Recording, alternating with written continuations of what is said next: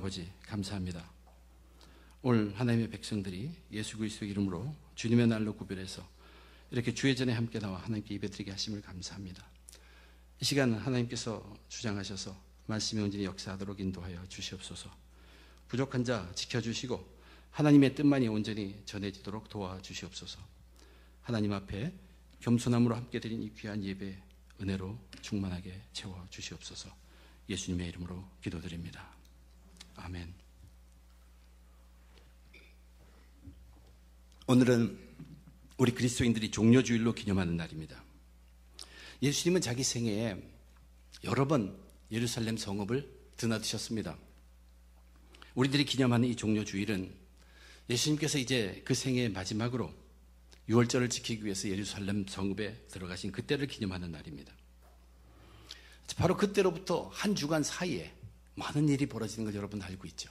며칠이 못 되어서 십자가에 처형을 당하시고 그리고 사흘 만에 죽은 당하고서 살아나신 것.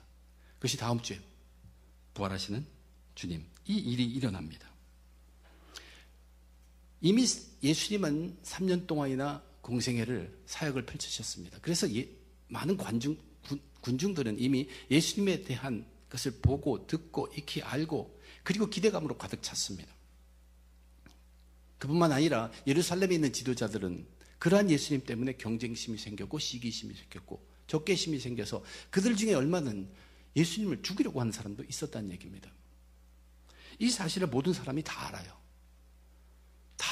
모든 사람은 지금 기뻐하고 환영하고 있지만 죽이려는 사람도 있다는 것을 알기 때문에 요한복음에 보면 과연 예수님이 이번 6월절에 예루살렘에 나타나실까? 그것이 큰 관심사였습니다. 그런데 예수님이 나타나셨다는 얘기예요. 근데 예수님은 그 나타나시는 모습, 준비, 모든 것을 성경의 말씀대로 해서 나타나십니다. 예수님이 그렇게 나타나니까 관심이 컸던 온 군중들이 흥분하는 것이에요. 너무나 기쁩니다, 그들로는.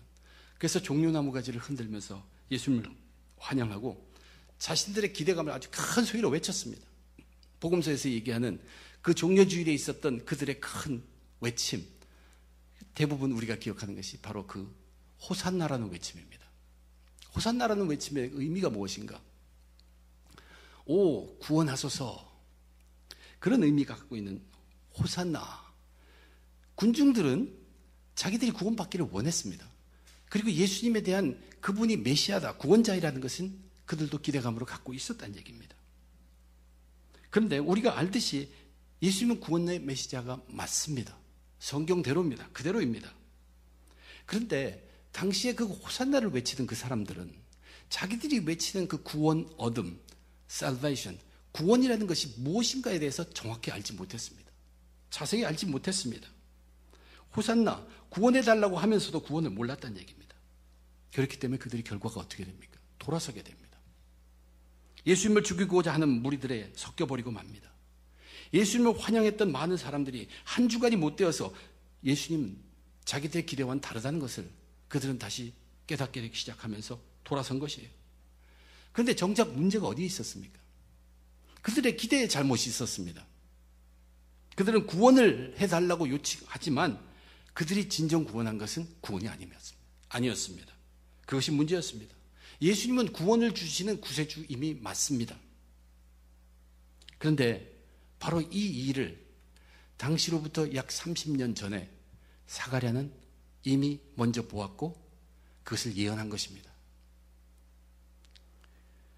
사람들의 있는 이 문제, 사가랴는 깨닫고 그것을 오늘 본문에 기록된 대로 그 노래로 예언하고 있습니다. 오늘날에 저와 여러분 우리들도 예수 그리스도를 정말 누구보다도 환영하는 그리스도인들이에요. 그러나 우리도 자칫 이 구원에 대한 명확한 언더스탠, 이해가 없다면 우리도 모르는 사이에 다시 그 예수님을 십자가에 못 박는 일을 행하게 된다는 얘기입니다. 오늘 이 본문을 통해서 우리들은 그런 사람이 되어서는 안 됩니다.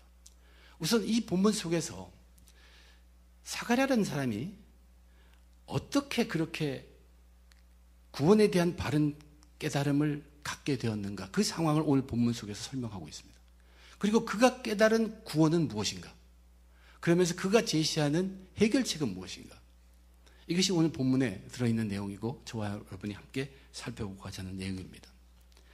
우선 사가랴가 그 잘 알려진 자기의 찬양, 구원의 소망에 대한 그 노래를 하게 된 배경, 어떤 마음가짐에서 그 노래가 터져 나왔는가 하는 것을 누가는 아기의 이름을 짓는 그 배경으로 우리들에게 설명해 줍니다.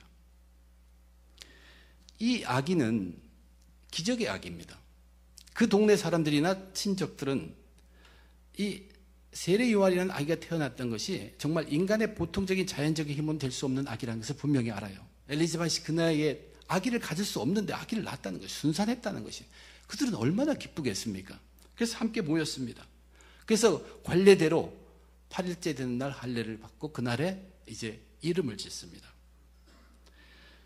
당시 이름을 짓는다는 것은 오늘날의 우리들이 이름 짓는 것과는 조금 다른 의미가 있겠죠. 저희들은 이름을 지을 때 이 부르는 것을 잘, 그리고 들리는 것, 그런 것에 중점을 두지만 당시 이름을 짓는 것은 그 아이를 어떻게 나타내고자 하나, 그 아이가 앞으로 무엇을 할 것이냐, 무엇을 해야 하는 아이냐, 그런 것의 기준에서 이름을 짓게 됩니다. 그런데 그 이름을 지어야 할 사람은 주된 사람이 아버지인데 아버지가 벙어리예요. 그래서 친족 중에 나의 어르신 많은 분들이 이제 그 이름을 정하는 데 나섭니다. 나중에 보면 이 사가랴가 그와 대화하기 위해서 사람들이 몸짓으로 해야 됐던 것을 보면 귀도 어두운 벙어리였습니다. 친척들이 나서서 그 이름을 사가랴라고 짓자는 것이에요. 사가랴는, 지금 현재 사가랴는 제사장입니다. 그 집안이 제사장 가문입니다. 이 부모가 다 아론의 후손이고 제사장으로 섬기게 될 것이 거의 확실하다는 것이에요. 친척들의 말은. 그럼 가장 합당한 말이 그 아버지 이름 따라 사가랴라고 지으면 제사장 가문에 합당한 이름이라고 해서 그것을 제안하는데 불쑥 엘리사벳이 나서더니 그렇지 않다는 것이 요한이라고 얘기하는 것입니다. 요한이라고 지어야 한다. 근데 친척들이 보기에는 이 요한이라는 이 이름에 대해서 이건 제사장에 잘 어울리지 않는 그 앞에 친척들에게 이런 이름이 없다는 것을 내세우면서 이제 그 아기의 아버지 되는 사가랴에게 너는 이 이름에 대해서 어떻게 생각하냐는 것을 몸짓으로 물은 것이에요. 근데 사가랴가 이제 자기는 표현할 수 없으니까 서판을 달라고 해서 거기다 이름을 썼는데 His name is John. 그의 이름은 요한이다 라고 쓴 것입니다. 그래서 성경에 보면 굉장히 놀랐다고 기록되어 있죠. 이 놀람이 뭐 때문에 놀람인가? 흔히 생각하기는 어떻게 이렇게 물론 둘이 일치했는가 거기에서 놀람이 좀 전혀 이것은 그것에 의한 놀람이 아닙니다. 이들이 놀랐다는 것은 왜 이 부부는 요한이라는 이름을 고집하느냐는 것이에요. 무슨 이유 때문에 요한이라는 이름을 고집하는 것이에요. 만약 그 아이 이름이 요한이 되면 그것은 무슨 의미가 많냐면 그 가문 집안에 내려오는 제사장 집안의 그 유업, 가문을 그것을 포기하는 것과 마찬가지입니다. 그럼에도 불구하고 요한으로 지어야 한다고 둘이 다 같이 insist, 주장하는 것, 고집하는 것. 그것 때문에 그들이 놀랐다는 얘기입니다. 엘리사벳과 사가랴, 성경에서 소개하는데 뭐라고 합니까? 의인들이라고 그러죠. 아론의 후손이에요. 율법 잘 지켰어요. 거기에 자식이 있기만 하면 분명히 제사장입니다. 나라를 위해서도 그는 제사장 일을 감당해야 합니다. 그런데 자식이 없었어요. 그런데 늦게 기적적으로 아이를 얻게 된 것이에요. 그러면 온 친척과 이웃들은 당연히 제사장을 기대합니다. 그런데 이 부부는 나서서 제사장에는 전혀 걸맞지 않는 다른 이름, 요한을 그렇게 주장하고 있다는 얘기예요. 그래서 그들은 놀랐던 것이에요. 이것이 누가가 기묘하게 저와 여러분 우리들로 깨닫게 하는 것입니다. 우리의 깨달음이 뭡니까? 저와 여러분 우리들은 아주 분명하게 엘리사벳과 사가랴가 왜 요한이라는 이름을 고집하고 있는지를 명확하게 압니다. 그것은 가브리엘 천사가 그 아이의 이름을 요한이라고 지으라고 했기 때문에. 그뿐만 아니라 가브리엘 천사는 하나님의 말씀을 그 아이가 어떻게 자라고 무엇을 할 것이라는 것을 다 일러주었어요. 그 말씀이 하나님의 말씀이라는 확신이 선 이 두 사람은 무슨 일이 있어도 이 하나님의 말씀이 말씀대로 이루어지도록 지켜야겠다는 것이죠. 사가랴는 엄청난 노력의 사람으로 표현되고 있습니다. 말씀을 말씀으로 지키기 위해서 지금 여기서 자기도 His name is John, 요한이라고 고집한 것입니다. 이 두 부분은 누가가 우리를 통해서 보여주는 것은 이들이 자기들 앞에 있는 두려움이 있습니다. 그 나이 많은 자기들 친족들, 그들은 그들과 그들의 그 생각을 against, 배반해 가면서 그들을 거절해 가면서도 요한의 이름을 짓고자 한 것. 그 당시 세상의 풍습에 이러한 흔히 아버지 이름 따서 사가랴고 짓는데 그것과도 저항하는, 그 두려움을 다 이겨내고서 말씀으로 지키는 사가랴와 엘리사벳의 모습을 성경에 보여주고 있어요. 그러니까 무슨 일이 생겼습니까? 성령의 놀라움이 다시 한번 증거로 나타났습니다. 사가랴의 입이 풀린 것이에요. 벙어리였던 그 입이 터지고 입이 열리고 혀가 풀려서 아주 굉장한 노래를 부릅니다.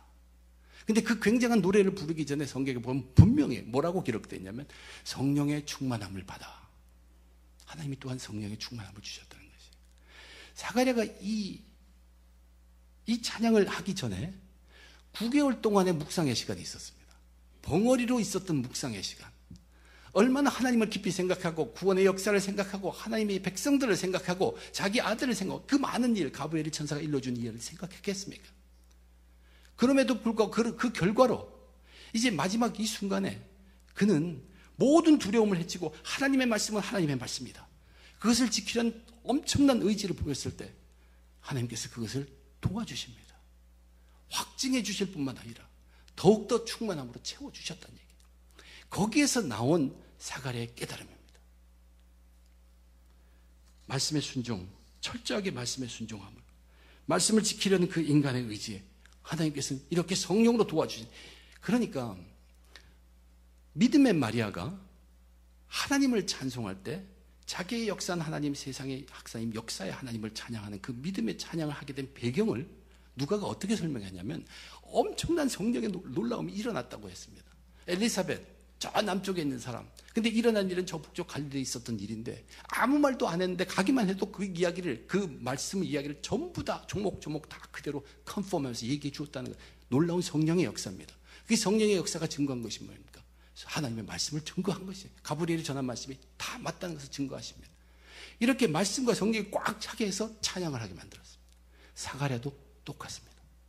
사가랴의 경우는 그 천사가 전한 그 말씀이 점점 확인됩니다. 엘리사벳은 분명히 마리아를 통해서 또 확인했고, 사가랴는 9개월의 묵상 가운데 정말로 하나님의 뜻이라는 것을 오늘 찬양의 시를 보면 드디어 발견하게 됩니다. 그것이 터져나온 것이에요. 그렇게 말씀으로 지키려고 정말로 애쓸 때 하나님이 도와주시고 성령으로 채워주시고 놀라운 일 벌어나게 하신다는 얘기예요. 이제 그 사가랴의 예언을 살펴봅니다. 그가 이 말씀에 대한 정말로 확신함과 성령의 충만함에 있어서 그가 처음 얘기하는 것은 무엇에 대한 얘기냐면 이스라엘의 역사에 관한 얘기예요. 그때까지 구약시대의 모든 역사를 그는 다시 재평가합니다. 그래서 그것을 어떤 역사로 설명하고 있냐면 구원의 역사로 설명을 쫙 합니다. 하나님께서 긍휼로 인자하심으로 이스라엘 백성, 자기 백성들이 어려움에 처음할 때마다 건져내 주셨다는 얘기예요. 근데 권세도 주셨어요. 다윗의 뿔, 구원의 뿔, 구원해 주시기 위해서 힘도 주시고 택한 사람 다윗의 가문, 그것을 이게 다 합니다. 그리고 이것은 언약했던 것이고 자기 조상들에게 맹세. 거기에 다 나와 있던 구원의 역사라는 얘기예요. 거기에 원수가 있었어요. 그 원수들로부터 대항해서 싸움에서 이기게 하고 건져내게 하신 하나님의 손길 찬양한, 그것이 이스라엘 역사처럼 찬양했지만 그의 찬양의 중반부에서 이 첫 번 앞에 분을 결론 지으면서 그는 아주 귀한 말씀을 합니다. 하나님이 그렇게 구원하신 이유가 뭐냐는 것이에요. 그걸 명확하게 쓰고 있어요. 종신토록 주의 앞에서 성결과 의로 두려움 없이 섬기게 하리라 하셨도다. 하나님이 그 백성들을 전부 다 구원한 이유는 하나님 앞에서 두려움 없이 섬긴다. 성결함과 의로. 우리 로마서를 마쳤죠. 이러한 단어를 대표하면 우리가 느끼는 것이 무엇입니까? 하나님 앞에 서서 섬길 수 있으려면 죄가 없어야 돼요. 거기다 성결과 의를 얘기합니다. 이것은 전부 죄가 없는 상태입니다.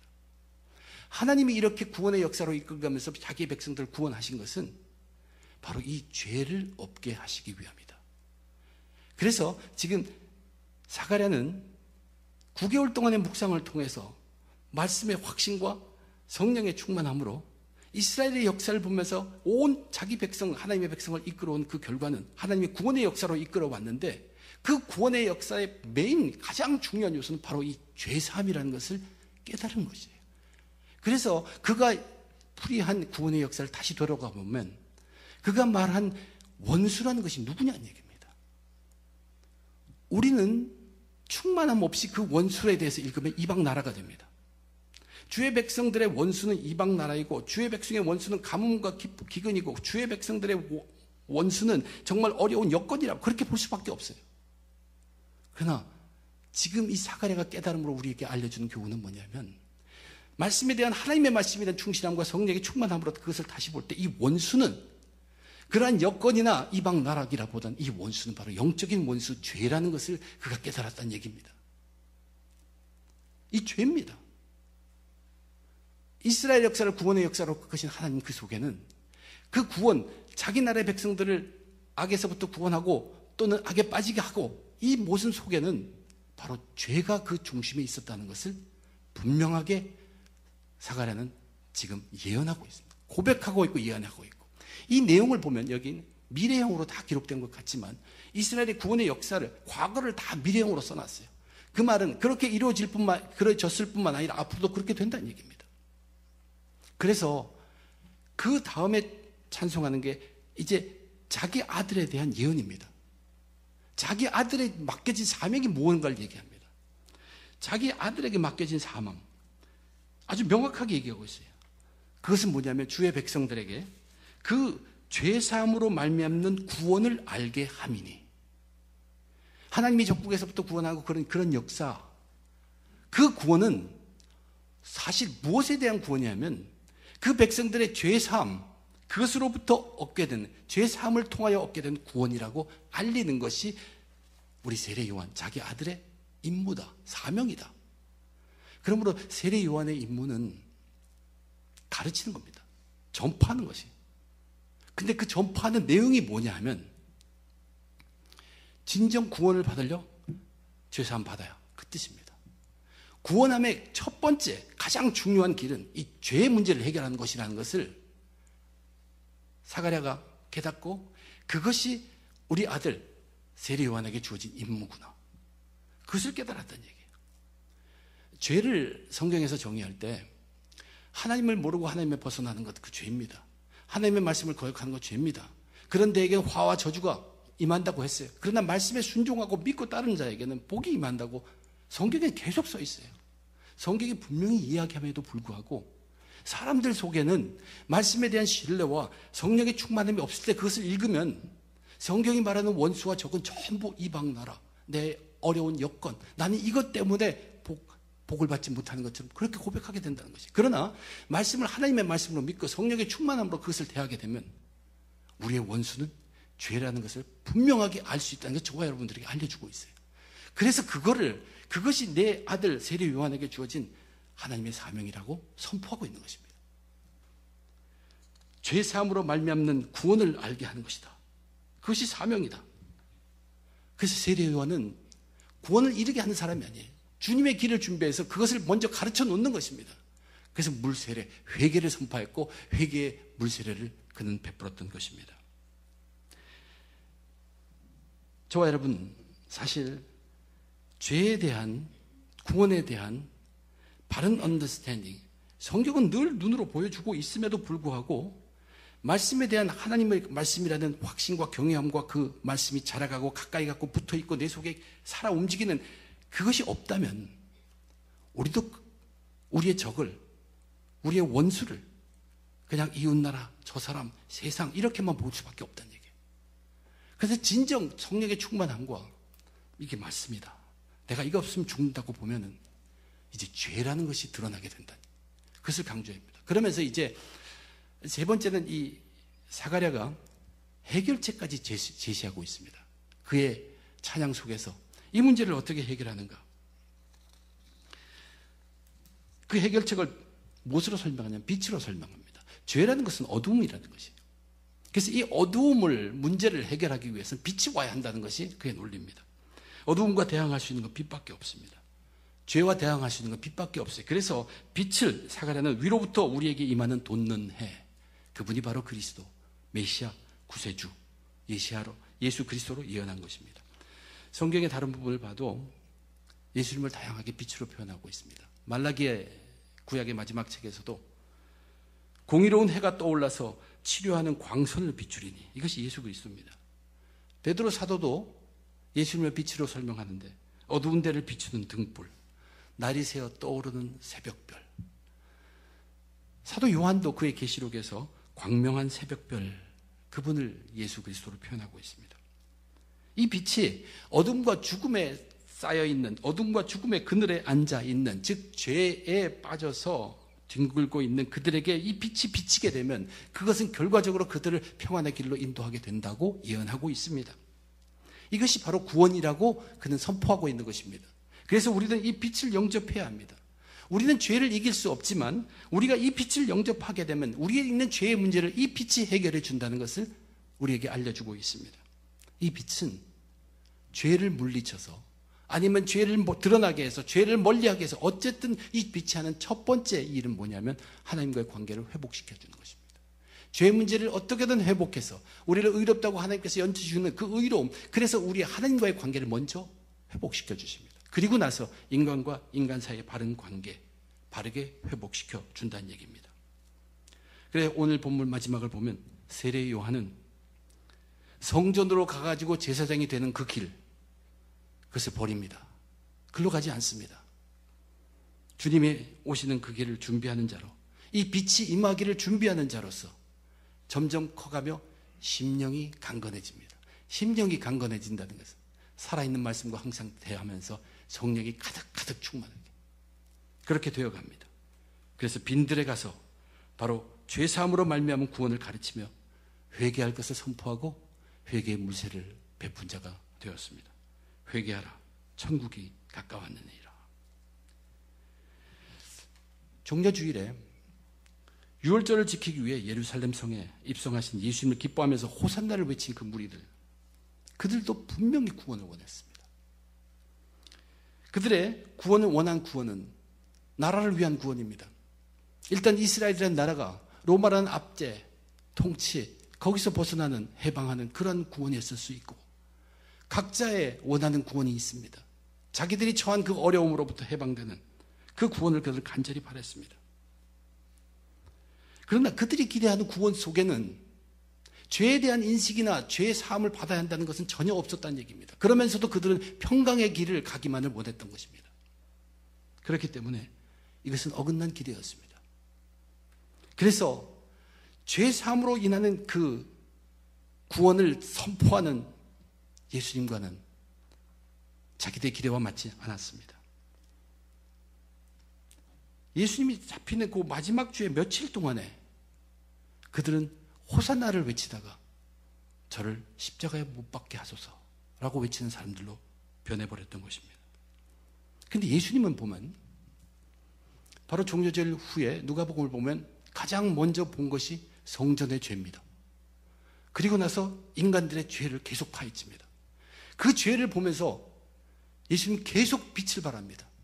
말씀을 터뜨려주고 성령을 터뜨리면서 빛을 발합니다.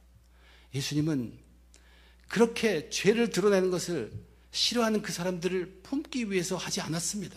계속 빛을 발했습니다. 그래서 그들은 떠나간 것입니다. 그들은 빛이 발해서 자기들이 죄가 드러나니까 싫었어요. 그것이 두렵고 싫었습니다. 사실은 그때가 그들에겐 기회였습니다. 그럼에도 불구하고 무릎만 꿇으면 그 위대한 영접, 구원 속에 들어갈 수 있었는데 죄가 들추는 것이 두렵고 싫었으며 그래서 예수님으로부터 멀어져 갔습니다. 한 번 멀어져 갔는데 그것이 어디까지 갔냐 하면 이제 예수를 죽이려는 무리 속에 그들도 가담하게 되었다는 얘기입니다. 호산나, 호산나. 똑같은 입으로 그것을 외쳤는데 불과 3, 4일이 되어가서 저를 십자가에 못 박게 하소서 하는 그 입이 되었다는 얘기입니다. 그들은 구원을 잘못 알고 있었습니다. 구원을 원하긴 원하지만 그들이 원하는 구원은 죄사함 없는 그 구원을 바랬던 것입니다. 그런데 그것은 구원이 아닙니다. 그들은 세례 요한이 계속 외치는 그 외침도 몰랐습니다. 세례 요한은 무엇을 명확하게 가르치면서 주님의 길을 예배했냐면 죄사함으로 얻는 구원, 죄사함으로 말미암은 구원을 계속 가르쳤습니다. 그렇게 해서 예수님의 길을 준비했던 사람입니다. 오늘 종려주일에 이 누가복음 1장의 마지막 부분의 본문이 저와 여러분 우리들에게 주는 메시지가 무엇입니까? 우리 그리스도인들은 죄에 대한 명확한 발견이 없으면 안 됩니다. 우리 그리스도인들은 우리가 그리스도인이 되려면, 그리스도인이라면 자기 죄에 대한 명확한 발견이 있어야 돼요. 이것은 부인할 수 없습니다. 내게 죄가 있다. 그냥 있는 정도가 아니구나. 내게 죄가 정말로 많구나. 내가 이 죄를 어떻게 할지 모르겠다. 그리고 이 죄의 힘이라는 것이 너무나 크다. 나는 이 죄로부터 해방될 길이 없구나. 여러분, 이 발견이 있어야 합니다. 그래야만 살 길을 찾게 되는 것이에요. 매달리게 되는 것이에요. 그리고 우리 그리스도인들은 이 죄를 분명히 발견하고 용서함을 구해야 합니다. 그런데 우리의 죄를 용서해 주시는 분이 없어요. 남의 죄를 용서해 주시려면 그 사람은 죄 없는 사람이어야 돼요. 하나님이 이 세상에서 인정한 죄 용서하실 수 있는 분은 딱 한 분밖에 없다는 것이에요. 하나님의 아들, 자기 아들 예수 그리스도입니다. 그리고 그분은 능히 하실 수 있습니다. 왜냐하면 온 사람, 우리의 죄뿐만 아니라 온 인류의 죄, 역사상으로 있는 앞으로 있을 모든 죄까지 다 짊어지고 그 죄값을 치르셨어요. 그래서 그분은 우리를 용서할 수 고난도 있어요.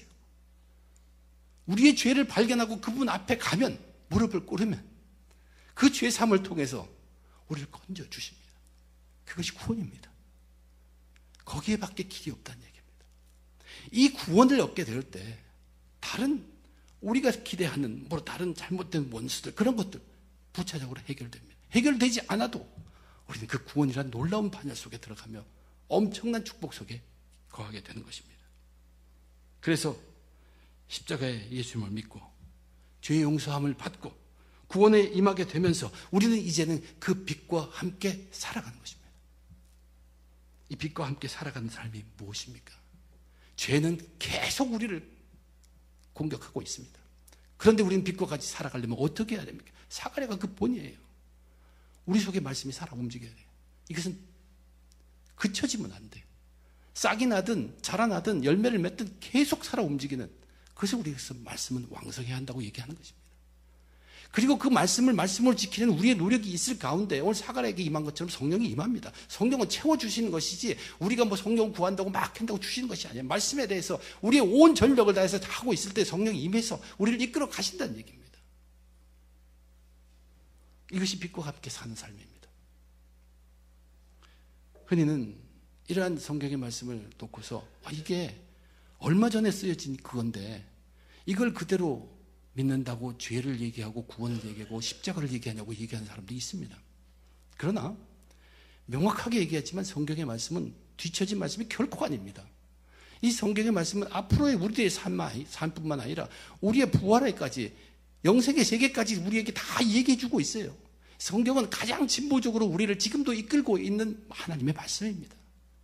그러므로 교회라는 것은 당연히 마땅히 모든 백성들로 하여금 죄를 깨닫게 해줘야 합니다. 그리고 구원에 대해서 얘기하고 십자가 예수님을 반듯하게 세워야 합니다. 그것이 교회의 임무입니다. 이것이 뒤처진 것이 아니에요. 시대에 뒤돌아가는 게 아니에요. 이것이 없으면 호산나 외치던 사람이 십자가에 못 박은 수로 바꿀 수 있기 때문에 이것만 명확히 하면 우리는 부족해도 하나님의 긍휼함 속에서 용서함 받으면서 그 은혜의 삶을 살아가게 됩니다. 우리에게 절대적으로 필요한 것, 죄에 대한 명확한 발견입니다. 또한 예수 그리스도를 통한 죄의 사함, 너무나도 우리에게 중요합니다. 빛으로 오신 예수 그리스도, 그 십자가를 붙들고 우리는 가야 합니다. 오늘날 교회에서 죄를 말해야 합니다. 구원을 강조해야 합니다. 예수 십자가를 내세워야 합니다. 이것은 마땅한 것이고 그렇게 해야 하는 것입니다. 우리들은 지금도 말씀과 성령이 충만하여 호산나를 외치는 사람들이에요. 주님, 저를 구원하소서. 구원이 없으면 저는 언제라도 죄에 파묻히게 될 것입니다. 늘 빛과 함께 거하게 하소서.